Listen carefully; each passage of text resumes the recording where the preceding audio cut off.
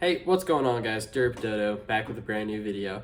Today, as the title says, I am going to be going through the evolution of my airsoft kit from when I first started airsofting all the way up until now, and also kind of why I'm thinking about just going on and selling it, because at this point, airsoft to me isn't as fun as it used to, and there's a lot of different reasons why that I'll talk about later on in the video. So this was what my first ever airsoft kit would have looked like. As you can see here, I have the standard run-of-the-mill rental gun. This isn't the exact same gun I used, but it's quite similar to the one I would have. I had the standard face protection, which I'm actually going to take off because it smells pretty bad. Also ran a hand-me-down drawstring vest, and then I also had these camo fatigues that I got from one of my cousins who's in the Air Force. So as you can see, not very special, but for a first game, it did its job. Here's a top-down perspective of all my gear. As you can see here, we got the Air Force camo fatigues with the UCP color pattern, which is pretty terrible. We have the rental gun, or basically the same thing I would have used as a rental gun. We have this here, which is just a drawstring vest with 4 rifle mag pouches, 3 pistol mag pouches, this kind of pouch, and a medical size compass pouch, and the hand-me-down airsoft mask that I wore for a lot of my first games.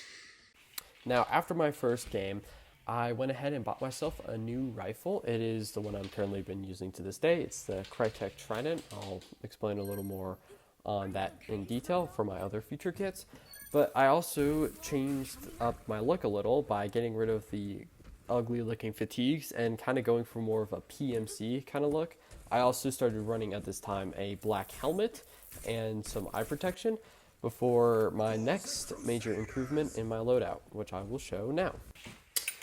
Alright, as you can see, this is the second version of one of my airsoft kits that I ran.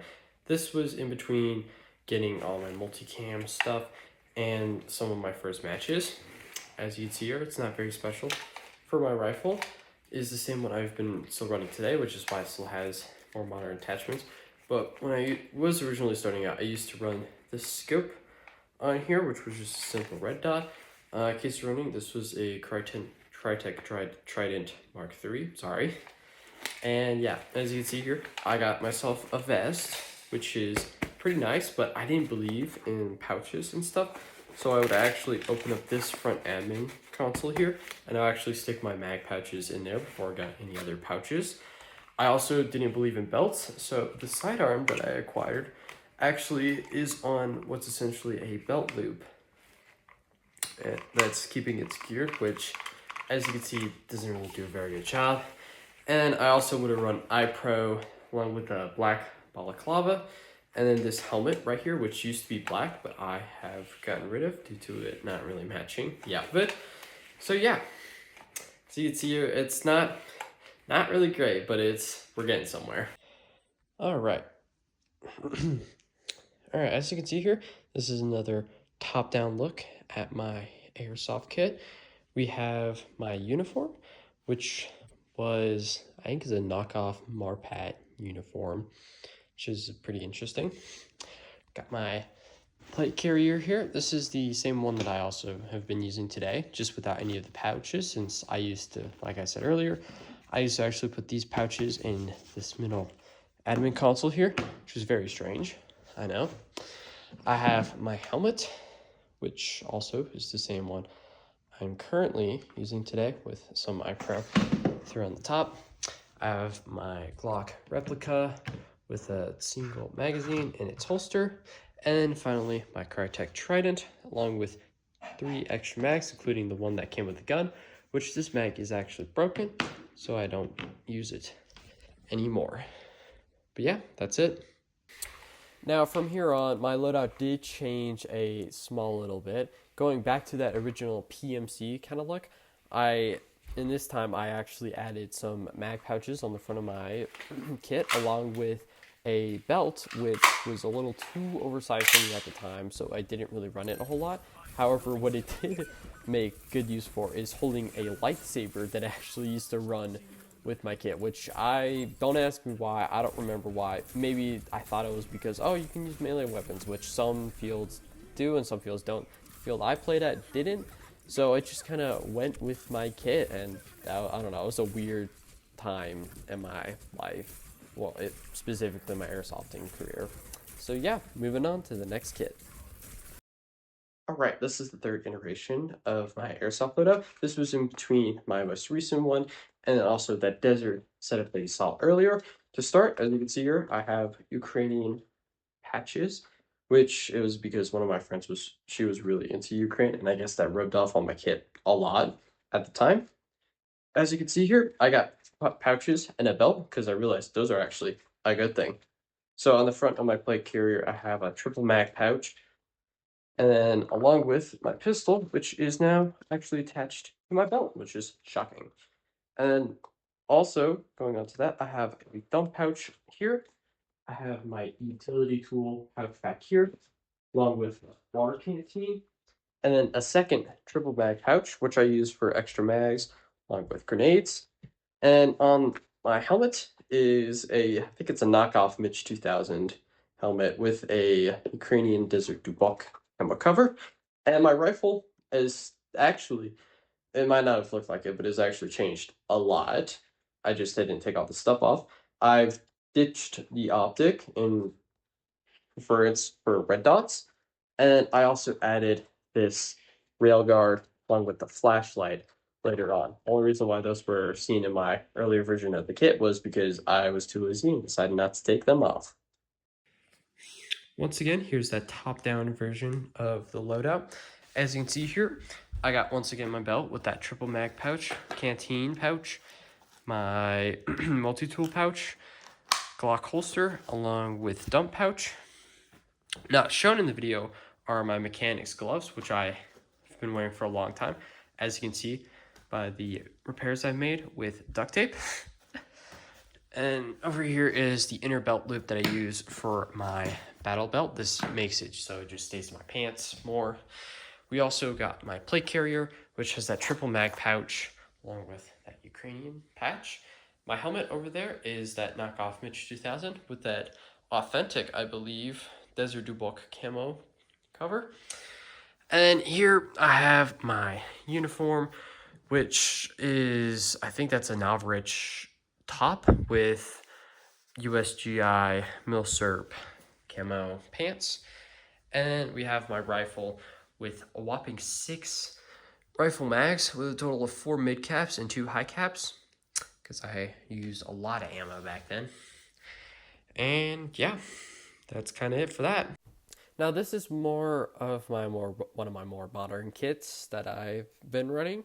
This was my Ukrainian kit, as you can see here, and it did go through a couple of slight iterations before my most recent game. Sometimes I would run just a standard bump helmet with eye protection. Sometimes I would run that Ukrainian Desert Dubok camo cover helmet, and then sometimes I'd just run like a sweatshirt and my tan pants that I got from one of my older kits.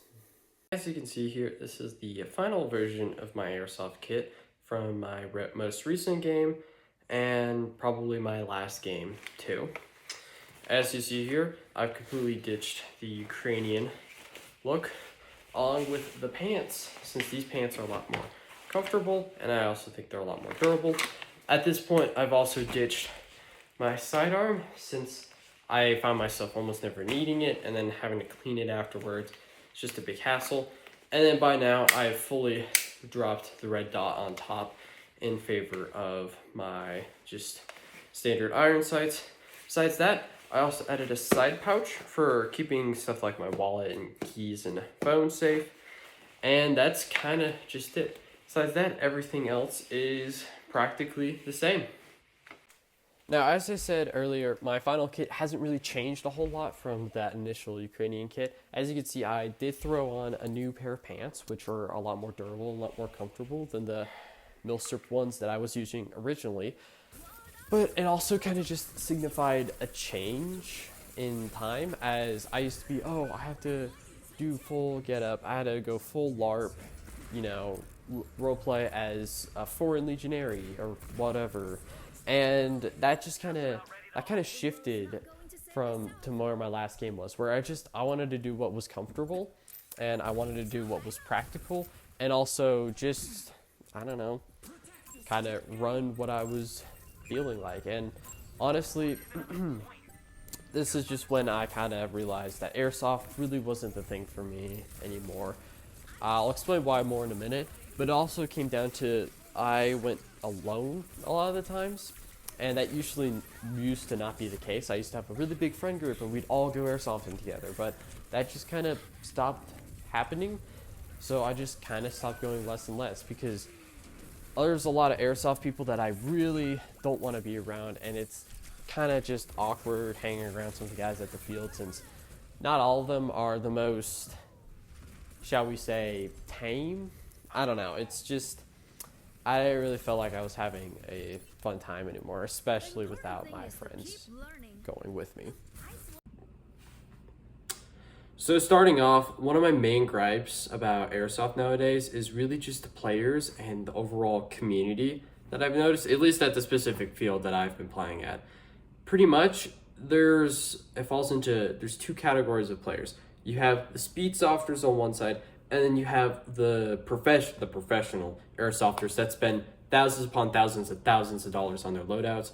And it's really just, there's almost no middle ground, or at least the middle ground that's there is not very, I would say, good. I feel like I definitely fit more into the middle ground than most other players, since, well, yeah, I've spent a lot of money on my loadout. I'm not the super serious sweat that takes everything serious, and just, in fact, I'm usually the kind of guy that just run in there, blast a bunch of people, and then that's it, and not really get too upset about it.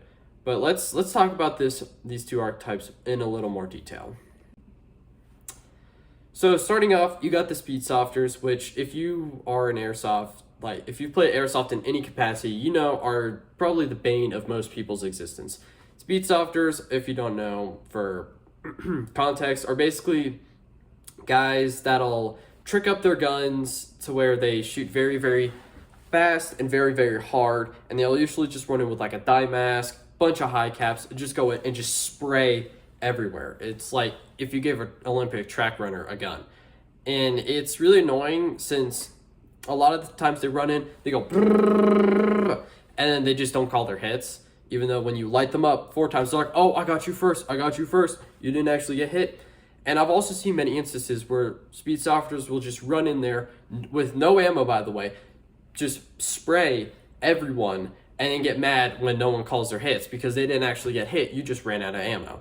So it's honestly, they're just mad annoying. And I've been seeing them more and more throughout my most recent games, especially speed softers with riot shields. Those are the most annoying things ever. They run up, they camp a corner, and then they just blicky over on top of the riot shield, which you're not supposed to do, but they're speed softers, so they don't give a ass. Another thing about speed softers is a lot of them are on the younger side, probably mid-teens to early, like 13, 14-year-olds. So they're just so annoying. This is going to sound mean, but kids nowadays, if you've like walked into a class full of middle schoolers, then you'll know how annoying they can get, especially on the airsoft field. They'll be shouting, they'll be screaming at you, they'll get really, really upset, PO'd for no reason. And it's just, don't get me wrong, airsoft can be a sport for all ages, but I feel like it's one you definitely have to have a sense of maturity to have, because if you don't, then you're going to get left, you're just going to get mad, you're going to get angry, and you're just going to make the experience worse for everyone else. My last gripe with speed softers is people think it's cool to do that, which, like I said, I'm not here to hate on people's play styles. But if your playstyle is just to run in there, spray a bunch of people, not call your hits, and just essentially clip farm and put it on your YouTube channel with like epic cool trap music, it's really annoying for all the other airsofters on the field who are just trying to play the game normally, have fun, not really take it too seriously. So it's something that I personally don't like the play style. If you do speed soft, then that's your thing, you know. but it makes the whole experience a lot worse because 9 times out of 10, if you got a bunch of speed softers on one team, then you're hardly even playing the game at all. 9 times out of 10, you're gonna walk back to your spawn, walk back up, get shot immediately, walk back to your spawn, and walk back up. Which that's just, how can that be fun for speed softers? And that's just not fun for anyone else playing. All right, so we're gonna talk about one of my second gripes with airsofting nowadays, and that would be the hardcore airsofters. Now, when I say hardcore, I mean we're talking the guys with full military kits, essentially, running a lot of higher power guns and just feeling like they have a stuck-up attitude. Now, there's a lot, at the field I specifically play with, a lot of the more hardcore airsofters are friends with the referees, which is honestly just not a great thing, since a lot of the times they can get away with a lot of different things that are honestly just, it's not cool, man. I remember a while ago, this was probably like my second to last game, I was playing with an entire team of what were essentially rentals and people like me that were more in the middle. And on the other team was a bunch of the hardcore airsofters, military tactical dudes thinking they're the stuff. And I remember times I would camp in a corner one time because it's like I can't face these guys in an upfront fight. So I might as well use my size because I have a smaller build to my advantage, get low to the ground, and I took a couple pot shots at one of these hardcore guys. And he kept saying, oh my gosh, you didn't call your hits. You didn't call your hits. You're not going to call that? Even though his line of sight was facing up at the wall and I was all the way down on the floor. He had no way of seeing me or hitting me until he actually ran to that corner and would have pointed his rifle down. His rifle was straight up in the air. And he started yelling at me for no reason, walks over to the ref, starts complaining to the ref. I'm like, dude, it's just a game. It's not something you have to take too seriously. Because, like I said, at the end of the day, it's just a game, you know? And it's not fun when you're sitting there complaining about, oh, I didn't call hits. And if it's a repeat offense, I completely get. If the guy doesn't, like, if you light him up, he doesn't keep calling his hits, then that's fine. I would go over to ref. But I will say the game just started. We were about, I want to say, 3 minutes in, and he's already going over and talking to the ref. Which is just, it's so lame. So that's another big thing is all these guys thinking, oh, we got to take it so seriously or whatever, and complaining to the refs all the time. And another thing that comes with that is just, it's so frustrating when you have all of these guys on one team and just dominate you. It's really, really terrible for balancing. And it's another thing too is at least the guys at my field, all of them are in like one big group or whatever, and they don't usually get broken up. So the teams are like unevenly stacked. Even if they have less players on their team, a team full of rentals and mid-tier people aren't going to stand a chance against a team of what are essentially the Navy SEALs of airsoft. So that's another big thing is just people like that, they kind of throw off the balancing at times, especially on these smaller fields, which just makes the game less enjoyable. Sure, it's enjoyable for them, which I'm happy for them, but when I'm sitting there trying to just have fun or whatever, getting yelled at by these toxic professional airsofters, just having them steamroll our entire team and just not being able to leave spawn, like, that's not fun. That's no fun for anyone. All right, so we're going to talk about the last main reason why that I decided to quit airsoft. Well, probably going to quit airsoft. And that was my most recent game on the field, which was truly, truly terrible. To start off, this was the same game that I got, I'm pretty sure at least, that I got yelled at by those professional SEAL Team 6 airsofters for not calling my hits, even though I called my hits the entire game, and they didn't realize that I didn't get hit, and I actually shot them first. That's besides the point. And later on, this was on a different match on a completely different field. Well, when I say field, I mean different battlefield, if you will, on the same airsoft field. I lit up some guy who I didn't know what his deal was. His gun was to his side. I should have took that as an immediate red flag. I lit him up because he looked like he was walking into the building. He turned, starts walking my direction, and he gets up all in my face. He's breathing heavily. He looks like he's gonna try to fight me, and I back away because I'm like, dude, what the F are you doing? This guy looks like he's literally about to throw hands with me. And then he walks off, and I hear him start yelling, stop effing shooting at me. Stop effing this. Stop effing that. And I'm just like, okay, so I don't really know if I want to do airsofting anymore, if this is the kind of people I'm going to play around. And he's not the only one that was like that. There's been countless other times I've seen airsofters, just people get so PO'd about getting hit, getting shot over and over again, that just start crashing out and yelling at people, yelling at the refs. And it's honestly really, really sad to see and how toxic it's almost turning. Because it's, at the end of the game, it's just a day. It's what our refs say. You're running around in your silly costume, shooting little plastic balls at people. It's not that deep, bro. And a lot of people, I feel like, are treating it as this super deep, super, deep thing. And it's annoying to see. And it's not something I want to personally be around. I don't want to play with all these really, really angry people, and it's really disheartening to see. All this to say, where does this leave me? It kind of leaves me in a weird spot since I am in college right now, and I kind of need the extra money to, fund my basic living expenses. So it's up to the point where I really just need to go ahead and probably just sell off my gear, which is something I've never wanted to do. I've kept giving airsoft more and more chances, but it's becoming more and more clear that the community is just not what it once was.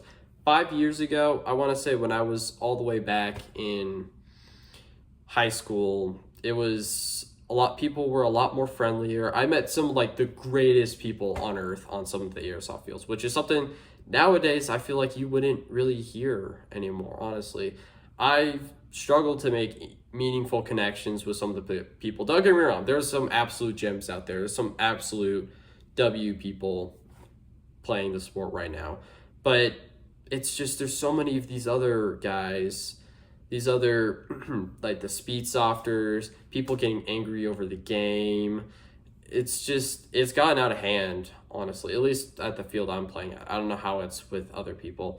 But you just see all these clips online of just people getting mad, just getting angry, which I totally get. I've had my fair share of angry moments. However, I've never let any of that go out and basically diffuse onto other people. That's not something I do. Don't get me wrong, I've cursed a couple of times, yeah, because I get hit by some dude who's cranked up their HPA way higher than it should and left a big knot on my leg. I've done that a couple times, but it's just, I don't know, it's really just disheartening to see the community kind of take a turn for the worst, which, yeah, at this point, that just means I at this moment in time, I don't have the will to go airsofting anymore. I don't have like the desire, the want to. I used to want to go all the time because it was so much fun, but it's just, now it's just kind of terrible, honestly. So that's just kind of it for me. This is a longer video than what I normally put out. I've put in also a lot more editing effort and work into it, as you can hopefully see. So if you like this style of content, just kind of showcasing stuff, also just talking at the end like I've been doing here for a couple minutes, then feel free to let me know in the comments, and I will hopefully be uploading more in the future. I don't know, we'll see about that. I haven't fully decided. But yeah, that's it. Derpy Dodo, signing off. We will return to the air tomorrow with more of your favorite programs. And now, our national anthem.